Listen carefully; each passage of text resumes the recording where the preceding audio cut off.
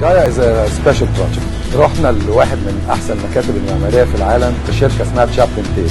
حطينا كميات بحيرات وميه وسويمنج بولز، اللي ما عندوش رؤيه للبحر دايما يبقى بيبص على ووتر فيتشر. اتفقنا مع ناس من لبنان، اتفقنا مع ناس من اليونان، واتفقنا مع ناس من دبي. اكمل هذا الكلام بمطاعم وكافيهات. اهم ما يميز هذا المشروع البيتش والبحر. انا بحب اقول احلى بحر في الساحل.